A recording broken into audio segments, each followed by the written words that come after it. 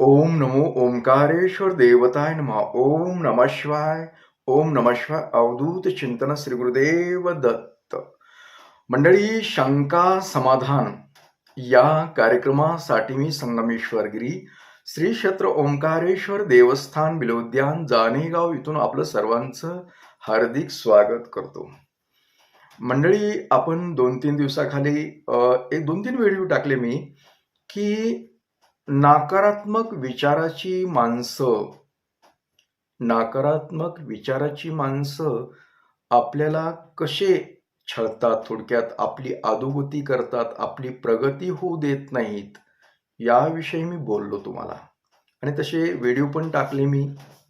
आणि ते व्हिडिओ पाहून बऱ्याच जणांनी मला विचारलं की महाराज, आपल्या अवतीभोवती अशी माणसं असतात, पण ते आम्हाला कसे ओळखता येतील?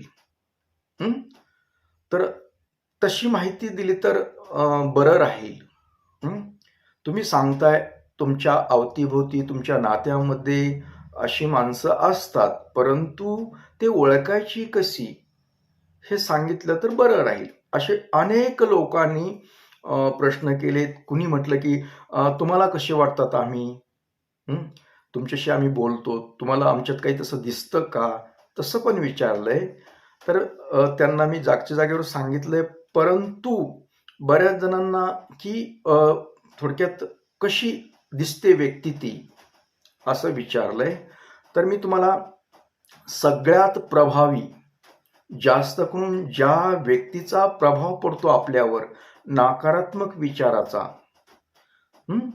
अशी व्यक्तीचं थोडक्यात मी वर्णन सांगणार आहे तुम्हाला. मी जे माझ्या अभ्यासातून जे समजा झालेलं आहे, तसं मी वर्णन तुम्हाला सांगतो. आज मी तुम्हाला सांगतो की आज एक स्त्रीच्या विषयी बोलतो, आणि नंतरच्या व्हिडिओमध्ये तुम्हाला मी पुरुषाबद्दल सांगेल. आज आपण स्त्री कशा पद्धतीची असते, म्हणजे आपल्याला ओळखायला सोपं जाईल आणि तिच्यापासून आपल्याला सावध राहता येईल. तर आपण थोडक्यात पाहूया. तिचं समजा शरीराविषयी माहिती घेऊया. शरीर कसं असतं. ती शक्यतो अशी स्त्री जी असते ना, जास्त उंच नसते आणि अति बुटकी पण जास्त नसते. थोडी मध्यमापेक्षा थोडी किंचित कमी असते उंचीला. आणि शक्यतो अशी स्त्री मादक असते. आता मादक म्हणल्यास तुम्हाला कळतं की जेणेकरून अशा स्त्रियांकडे सहजरित्या पुरुषांचं मन आकर्षित होतं. अशी तिच्या शरीरामध्ये नैसर्गिकरित्या एक ऊर्जा असते. आणि अशी स्त्री शक्यतो जास्त काळी नसते. काही असतात, पण शक्यतो काळी राहत नाहीत. ह्या रंगाने थोड्या गोऱ्या वगैरे असतात ह्या अशा स्त्रिया. अति गोरी बी नाही आणि काळी बी म्हणतात, सावळी बी म्हणतात नाही, सावळ्यापेक्षा थोडीशी असते. तिच्या हाताची जी ठेवण असते, पायाची जी ठेवण असते, म्हणजे हात हे शक्यतो जाड असतात. हातातला जो अंतर असतो हा जरा कमी असतो. आणि आता ही जी बोटं आहेत, हे बोटं म्हणजे हे बोटाची ठेवण, हे जे हात असतो तो जरा बुटका असतो. लक्षात आलं तुमच्या? बुटक्या स्वरूपाचा असतो, जास्त लांब नसतो तो हात, बुटका स्वरूप असतं. आणि ह्या हातावर भरीवपणा असतो. ज्या हात आहेत ना त्याच्यावर भरीवपणा असतो. ही बोटं जास्त लांब पण नसतात. इथला जो भाग कमी, आणि ही भाग जरी गुबगुबीत असला तरी ह्या हातावर अशा चिडीबिड रेषा असतात. ह्या हातावर अशा क्लॅरिटी नसतात. अशा रेषा आपल्याच काही ठराविक असतात. चांगल्या माणसाच्या जे सरळ काही मोजक्याच रेषा असतात. त्या व्यक्तीच्या हातावर तशा मोजक्या रेषा नसून तिच्यावर असे जास्त प्रमाण असतं, जास्त प्रमाणात. आणि हा जो लांबट भाग वगैरे असा असतो, आकुडका असतो मधला भाग पण. आणि मधला भाग बी आकुडका असून ही जी नखं आहेत, हे जे नख लांब नसतात, हे असे असतात आकुडके. हे म्हणजे जी लांबची असते ना ही साईज, हे लांब नसतं, थोडं आकुड असतं हे इथले नखाचे. आणि शक्यतो नखाचा बऱ्याच वेळेस कलर हा काळसरपणाचा असू शकतो. लक्षात घ्यायचे. हे अंगठा पण लांब नसतो, असं आकुड असतो इथला असा. तर हे झालं समजा हाताच्या संदर्भातलं आपण बोललो. आता चेहऱ्याची जी ठेवण असते, आता ही चेहरा आहे समजा, ही चेहरा असा असा असतो, जरा दबका असतो आणि हितला जो केसाचा जो भाग असतो, हिथं असं माग किंचित असं ही जी भाग आहे इथं थोडंसं पुढे येतं ते, म्हणजे केस असे पुढे येतात आणि हे भागामध्ये थोडक्यात भावऱ्यासारखं थोडं किंचित जाणवतं. केस चांगले राहतात, परंतु केसाचं म्हणजे रचना थोडी वेगळी राहते. ते कुरळेही म्हणता येत नाहीत आणि एकदम लांब सडक पण नसतात. आणि कानं जास्त लय लांब नसतात, हे प्रमाणात असतात. आता डोळ्याचा प्रश्न राहिलाय. डोळ्यामध्ये एक आपण जसं घारुळं म्हणतो, घारुळ्या डोळ्याचं, तसं घारुळ्यासारखं, पण घारुळे बी नसतात जास्त, पण प्रमाण कमी असतं घारुळ्याचं. पांढरटपणा असतो थोडंसं त्या ह्याच्यामध्ये. आपलं काय म्हणतो ते टिक्क असतं ना, काळीची टिक, तिथं पांढरटपणा असतो जरा. आणि हे डोळे जे असतात म्हणजे भीतीदायक असतात डोळे. पायाचं पण तसंच आहे. पाय पण इथला जो पिंडरीचा भाग जो आहे तो सुद्धा बुटका असतो, जाड असतो. पाय सुजल्यावणी असतात सतत. म्हणजे असं जी आपले जसे सरळ असतं सर्वसामान्य माणसाचं, तसं ते नसतात. ते सुजल्यावणी असतात पाय. आणि पायाची जी बोट आहेत ते पण बुटकुली असतात सहसा. म्हणजे पाय पाहायला तर असा सुंदर दिसत नाही त्यांचा पाय. पाय सुंदर दिसत नाही. पायाला रेखीवपणा नसतो. असं म्हणजे फुगीरपणा आणि असं सुंदर वाटत नाही थोडक्यात पाय. मी तुम्हाला एक कल्पना दिली की अशा पद्धतीचे असतात लोक ते. तर फुगीरपणा प्लस व्यवस्थित दिसत नाहीत. पायाची रचना पण व्यवस्थित नसते. ते म्हणजे बेडबस थोडक्यात पाय. एवढे काही सुंदर पाहू वाटत नाही तेवढे पाय असे असतात. ते झालं. आता प्रश्न काय राहिला, तुम्हाला शरीराच्या बद्दल बी बोललो मी. शरीराचं थोडं उंची बी जास्त नसते, बुटका असतात ते.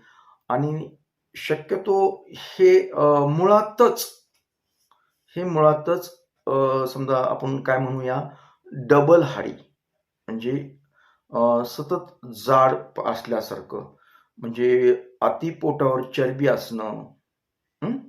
सुरुवातीपासून लहानपणापासूनच त्यांना ती म्हणजे असतं, निसर्गाचीच देणे ती. त्यांना म्हणजे चरबी जास्त प्रमाणात असते त्याच्यावर. पोट ही जी आहेत, हात वगैरे सगळं सतत चरबी असते त्या लोकांना. आणि आता पाहायचं तर ते कोणाशी समजा आपण समजा बोलणं त्यांचं बऱ्याच वेळेस त्यांचं बोलणं लागतं समोरच्या माणसाला. ते बोलण्याची जी पद्धत असते त्यांची, ते फटकून बोलतात. म्हणजे समोरच्याला रागच येतो. हे बोलण्याची त्यांची लकब असते तशी थोडक्यात शब्दरचना. आणि असे लोक छोट्या छोट्या गोष्टीवर खूप म्हणजे त्यांना राग येतो. त्यांना क्षुल्लक गोष्टीचा ते मनाला लागून घेतात आणि पुढच्याशी वैर करतात. ते जास्त करून ते मनावर खूपच घेतात त्याच्या गोष्टी. म्हणजे सहज बोललं तरी त्याचा म्हणजे म्हणतात ना, आऊचा बाऊ करणे, हा प्रकार त्यांच्याकडून जास्त प्रमाणात होतो. त्या छोट्या छोट्या गोष्टीवर ते विचार करतात जास्त आणि त्या समोरच्या व्यक्तीबद्दल त्यांच्या मनामध्ये द्वेष निर्माण होतो आणि तोच परिणाम आपल्यावर होतो. कारण ते आपण सहजरित्या जरी चांगलं बोलायला गेलो त्यांना, तरी त्यांच्या मनामध्ये आपल्याबद्दल एक तिरस्कार निर्माण होतो आणि तोच प्रॉब्लेम आपल्याला घातक ठरतो. अशा लोकांना थोडंही सोसत नाही काही कमी जास्त, आणि ते असल्यामुळे आपल्याला तो त्रास होतो. ते कुणाबद्दलही काय करतात, त्यांना थोडंसं छेडलं की त्यांच्या मनामध्ये त्यांच्या मनाविरुद्ध काही झाली गोष्ट, की ते मनाला लागून घेऊन आपण समोरचा माणूस सरळ-सरळी चालला, तरी ते मनावर घेत असल्यामुळे त्याचा विचार करतात आणि त्यांच्या जी गुण आहेत, एक नकारात्मक गुण आहेत, ते गुण आपल्यावर पडल्या जातात. त्यांची ऊर्जा, नकारात्मक ऊर्जा, ही ऊर्जा आपल्याला घातक ठरते. कारण अशा लोकांपासून दूर राहायचंय तुम्हाला, सांगायचं म्हणजे. आता बऱ्याच वेळेस आता तुम्ही सुद्धा व्हिडिओ पाहणारे कदाचित असू शकतात. कारण देवानं काही एकटंच दिलेलं नसतं, खूप लोकं दिलेले तशी. हे तुम्हाला लक्षात यावं, की नकारात्मक जेणेकरून अशा लोकांपासून आपल्याला त्रास होतो. अशा लोकांसाठी मी म्हणजे कसं दूर राहायचं अशा लोकांपासून, या गोष्टी मी तुम्हाला सांगतोय. तर कदाचित तुमच्या अवतीभोवती सुद्धा असू शकतात लोक असे. आणि सगळ्यात महत्त्वाचं म्हणजे अजून एक ओळखण्याची पद्धत. समजा प्रत्येकजण काही हातच बघतो असं काही नसतं. तर अशा लोकांना एक ते सुखी नसतात. विशेष म्हणजे ह्यांना जरी वैभव असलं, काही असलं, तर हे सुखी राहत नाहीत लोकं. कारण काय असतं, कधी लक्षात घ्या, दुसऱ्याविषयी सतत त्यांच्या मनामध्ये जी भावना असते, ते भावना नकारात्मक असल्यामुळे त्यांना पण त्या भावनेचा त्रास होत असतो. पण त्यांना लक्षात येत नाही. त्यांना लक्षात येत नाही, की आपली ही जी व्यक्त करतो ऊर्जा, त्याच ऊर्जेमुळे आपल्याला सुद्धा त्रास होतो, हे त्यांच्या लक्षातच येत नाही. तर ही विचारशैली असल्यामुळे ती सतत दुःखी असतात. कधीच ते मनानं समाधानकारक राहू शकत नाहीत. त्यांचं आयुष्य अशा पद्धतीनं जातं. ते एका आणि प्रापंचिक जीवनामध्ये जर पाहिलं, तर ते सतत दुःखी असतात. असे लोक काय करतात, वरून चांगलं दाखवतात, आपल्याला हसतमुख दाखवतात, पण आतमध्ये त्यांच्या विचार चालू असतात. बेचैन विचार चालू असतात, तणाव चालू असतात, डोक्यामध्ये तेच चालू असतं. पण वरून आपल्याला हसत हसत दाखवतात बोलल्यावनी, पण ते तसं नसतं. ते पोटामध्ये त्यांच्या जाळ असतो चालू, आणि तो जाळ म्हणजे ती जळजळ आहे, ती जळजळ आपल्यासाठी घातक ठरते. कारण ते मनानं फ्रेश नसतात ना. वरून फ्रेश असल्यासारखं दाखवतात, पण आतून ते कधीच फ्रेश राहू शकत नाहीत. एक वैशिष्ट्य आहे त्यांचं, एक नैसर्गिक त्यांना आलेली देणगी म्हणूया. आणि असे लोक ज्यावेळेस आपल्या सहवासामध्ये येतात, त्यावेळेस आपल्याला हा त्रास होतो. ही तुम्हाला एक थोडक्यात एक प्राथमिक माहिती मी दिली तुम्हाला, की अशा पद्धतीचे असतात. आणि विशेष म्हणजे अशा लोकांना म्हटलं ते सुखी राहत नाहीत, ते पण सांगितलं तुम्हाला. ते आयुष्यभर सुखी राहत नाहीत, आयुष्यभर राहूच शकत नाहीत ते. कारण त्यांची ती आतली जळजळ आहे आयुष्यभर. समजा त्यांनी लग्न समजा झालं, त्यांचं लग्न जरी झालं असतं, लग्न झालेले असले तरी ते लग्न होऊन बी लग्नाच्या त्यांचं वैवाहिक जीवन म्हणतो आपण, त्याच्यामध्ये सुद्धा ते समाधानी राहू शकत नाही. समाधानी राहतच नाहीत ते. लग्न झालं तरी नवऱ्याबरोबर सुद्धा त्यांच्या खटखटी होतात. आणि अशा नकारात्मक विचारामुळे समजा त्यांना वैवाहिक सुख हवं तसं मिळत नाही. मुळात हे मादक लोक असतात, मादक. ह्यांना खूप समजा संबंध, वैवाहिक संबंधाची खूप प्रबळ इच्छा असते. म्हणजे शारीरिक संबंध म्हणूया आपण तुम्हाला समजून देण्यासाठी. तर यांना खूप खूप खूप त्यांचं म्हणजे मादकपणा असतो शरीरामध्ये. त्याच्यामुळे त्यांना त्याची आवड असते, ती इच्छा. आणि त्यांची इच्छा ते कधीच पूर्ण करू शकत नाहीत. कुणीच करू शकत नाही. कारण त्यांचं जे मन आहे, ते कधीच पूर्ण भरत नाही. त्याच्यामुळे ते तणावामध्ये राहतात. त्यांना या गोष्टीमुळे मानसिक आजार सुद्धा 100% होतातच. मानसिक आजार होतातच. अगर ते असतात बी, त्यांच्यावर त्याचे गुण पण असतात. मानसिक आजार म्हणजे मन समाधानी राहत नाही. समजा त्या संबंधामध्ये ते समाधानी होऊ शकत नाहीत कुठलं. म्हणून ते त्या समजा नवऱ्याच्या वैवाहिक जीवनामध्ये नवरा बी त्यांचं समाधान म्हणजे त्यांच्या मनासारखं होत नाही. म्हणून असे लोक व्याभिचारी होऊ शकतात. म्हणजे नवऱ्याकडून सुख भेटत नाही हवं तसं, म्हणून ते इतर पुरुषाशी संबंध ठेवू शकतात. इतर पुरुषाची कुणाशी एका त्याच्यावर नाही भागलं त्यांचं, त्याच्यात नाही ती तृप्त झाली, ते दुसरा बदलू शकतात. ते त्यांना सतत बदलायची सवय असते. ते एकावर कुठंच कुणापाशीच राहू शकत नाहीत. कारण त्यांचं मन एकच चालू असतं त्यांच्या, की त्यांना ते सुख पाहिजे असतं. जो त्यांना तृप्ती भेटत नाही, मग हे बदल, ते बदल, ते बदल चालूच असतं आणि आयुष्यभर हे बदलण्यातच जातं. त्यांची जी जवानी म्हणू, आपण तारुण्य म्हणूया, याच्यामध्ये जाऊ शकतं तसं. कारण ते कधीच तृप्त होत नाही. त्याच्यामुळं ते सुख व्यवस्थित नाही भेटल्यानं अथवा इतर काही गोष्टी मग समजा पुन्हा समाजात दाखवायचं मी नाही त्यातली, असं दाखवायचं म्हणजे मी खूप प्रतिष्ठे चांगले असं दाखवतात लोक. पण वास्तविक जी रेल परिस्थिती म्हणूया आपण, खरी जी परिस्थिती ती वेगळीच असते त्यांची. दाखवतात एक आणि करतात एक, अशी लोक असतात ही. तर ह्याच्यामुळं एक वैवाहिक सुखी नसतात. त्याच्यामुळं घरामध्ये खटके उडतात. नवरा बायकोचं पटत नाही. मुलांबरोबर पटू शकत नाही. म्हणजे एकंदरीत ह्यांचं आयुष्य जे आहे ते असंच जातं. ताणतणावातच जातं. म्हणजे शक्यतो ते सुखी नसतातच. सुखी वरून दाखवतात ते सुखी, पण आतमधून ती कधीच सुखी होत नाहीत. आणि हीच सुखी नसलेली ऊर्जा आहे, तेच ऊर्जा आपल्याला घातक ठरते, इतरावर परिणामकारक ठरते. कारण मुळात असे लोक ती समाधानी नसतात, म्हणून त्यांना दुसऱ्याचं समाधान त्यांना जमत नाही. दुसरे सुखी असलेलं दुसऱ्याचं काहीच देखवत नाही त्यांना. दाखवतात ते वरून हसल्यावरही, पण आतून त्यांना लई त्रास होतो त्या गोष्टीचा. कुणाचं वैभव त्यांना देखवत नाही, कुणाचं काही देखवत नाही, कुणाची प्रगती देखवत नाही, काय म्हणजे त्यांना दुसऱ्याचं काहीच, कारण ती स्वतः कुशा समाधान मानायला तयार नसतात. आणि तोच परिणाम आपल्या आजूबाजूच्या लोकांवर होत असतो, संबंधित लोकांवर, जवळच्या लोकांवर होतो हा परिणाम. आता मी तुम्हाला थोडक्यात सांगितलं का नाही. तर आता समजा ही तुम्ही व्हिडिओ बघत असणार आणि तुमच्यात जर असे गुण काही असतील, चुकून असू शकतात ना. आता व्हिडिओ कुणीही बघू शकतो, कुणापर्यंत जाऊ शकतो. मग तुमच्यामध्ये जर असं काही गुण असतील, अगर असं काही कुठंतरी मिळतं जुळतं असेल तुमच्या ह्याच्यामध्ये, तर तुम्ही ही बदलू शकतात. जरी देवानं तुमच्याकडे दिलं तरी आपल्यामध्ये बदलण्यासाठी आपल्या हातात आहेत काही गोष्टी. आणि इतरांना जर असेल तर तशा लोकांपासून सावध राहा. आणि स्वतः जर तशा असतील तर त्यांनी करायचं काय? तुम्ही जे विचार आहेत, तुमचे नकारात्मक विचार आहेत, ते बंद करा. तुम्ही दुसऱ्याबद्दल प्रेम व्यक्त करा. आणि असे लोक घातके असतात, विशेष म्हणजे विश्वासघात करतात बऱ्याच जणांचा. हे कुणापाशी टिकत नसतात, काही नसतात. त्याच्यामुळे बऱ्याच जणांचं ती त्यांच्या म्हणजे जीवनात सुद्धा प्रेम त्यांचं स्थिर नसतं कुणाबरोबरच. सतत बदलत राहतात ना. त्याच्यामुळं बऱ्याच जणांचे त्यांना आपण म्हणूया तळतळाट वगैरे पण लागतात अशा लोकांना.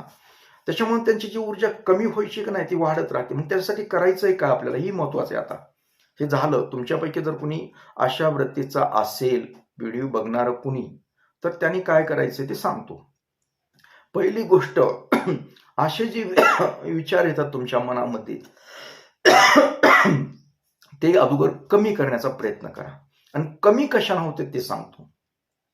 ज्यावेळेस आपलं मन स्थिर करता आणि ज्यावेळेस आपण देवाच्या मंत्र जपात ईश्वराचा मंत्र करताल, त्यावेळेस अशी ऊर्जा कमी होते. सगळ्यात महत्वाचं म्हणजे आपण दुसऱ्याबद्दल सतत चांगला विचार करावा. चांगला विचार, पॉझिटिव्ह विचार करायचा. म्हणजे आपल्याला सुद्धा सुख समाधान लाभतं. असा चांगला विचार करून तुम्ही जर राहिलात एक, आणि सगळ्यात महत्वाचं जर हे होत नसेल कव्हर, तर मंत्र जप करणं फार गरजेचं आहे. आणि मंत्र जप करण्यासाठी तुम्हाला कुठल्या तरी गुरुची आज्ञा लागते, असं मनानं करता येत नाही. कारण तो मंत्र सिद्ध केल्याशिवाय कुणीही तुम्ही गुरु करून तो मंत्र घ्या त्याच्याकडून आणि तो मंत्र करत राहा, गुरुमंत्र करत राहा, सगळ्यात महत्वाचं. आणि जर तुम्हाला गुरुमंत्रच नसेल करायचा आणि गुरु बी करायचा नसेल, तरी आपला सोपा मंत्र आहे मी सिद्ध केलेला ओम नमो ओंकारेश्वर देवताय नमः, हा जरी मंत्र केला तरीही चालतं. पण ज्यांना गुरु करायचं त्यांनी गुरु करून गुरुमंत्र घेऊ शकतात. आणि सातत्य ठेवून नियमितपणे दररोज, जे मासिक पाळीतले 5 दिवस सोडता, दररोज शिवपूजा करणं गरजेचे. शिवपूजा सकाळी करणे, सायंकाळी दिवाबत्ती करणे, देवापाशी बसून 108 तरी कमीत कमी जप लिहिणे, करणे, या गोष्टी करणं आवश्यक आहे. तुमच्यामध्ये खूप काही बदल होऊ शकतो. तुमच्यामध्ये चांगली पॉझिटिव्ह ऊर्जा निर्माण होईल आणि तुम्ही कुणापाशीही गेलात तर तुमचा प्रभाव चांगल्या पद्धतीने होईल. दुसऱ्याला तुमच्यामुळे त्रास होणार नाही. तुमच्यापासून लोकं दूर जाणार नाहीत. हं? तुमच्या तुमच्या गोष्टी काही माहीत असल्यामुळे तुम्हाला कोणी बोलत नसतं. कारण बऱ्याच जणांना तुमचे खटके उडतात, भांडणं, तंटे होतात ना तुमचे, तर भांडणं होणार नाहीत. लोकांना हवं-हवंसं वाटेल तुम्ही. हं? तर हे फक्त कशामुळे ईश्वरी शक्तीमुळे होऊ शकतं. त्यासाठी ईश्वरी शक्ती मिळवायची असेल, तर तुम्हाला मंत्रजप, गुरुमंत्र जप करणं गरजेचं असतं. ज्यांनी केला त्यांच्यासाठी ठीकच आहे. पण ज्यांनी केला नसेल तरी ज्यांनाही ओम नमो ओंकारेश्वर देवताय हा शिवमंत्र तुम्ही जरी केला तरी बऱ्यापैकी तुमच्यामध्ये बदल 100% होऊ शकतो. पण श्रद्धेनं. जर तुम्हाला बदलायचं असेल तर. नसेल बदलायचं तर नका बदलू आणि द्या लोकांना त्रास. काय आमचं बंद पडलंय. तर असो मंडळी, तुम्हाला कळलं की नकारात्मक विचाराच्या लोकांमुळे आपल्याला जो त्रास होतो, तो त्रास कशा पद्धतीनं कोण लोक असतात, कशा असतात, ते थोडक्यात मी एक वर्णन करून दाखवलं. असे लोक असतात. तर अशा अनेक पुरुषाबद्दल सुद्धा मी तुम्हाला सांगणार आहे. महिला बी अजून आहेत. एक महिन्यातलं सांगितलंय फक्त. अजून आहेत, बरेचसे खूप आहेत, खूप लोक आहेत वेगवेगळ्या पद्धतीचे आणि त्यांची पद्धत कशी असते ते पण सांगणार आहे. पण आजच्या कार्यक्रमापुरतं एवढंच. परत भेटणारच आहे अशाच एखाद्या व्हिडिओसह. तोपर्यंत मंडळी, ओम नमः शिवाय. जय हिंद, जय भारत. सुखी राहा आणि समाधानी.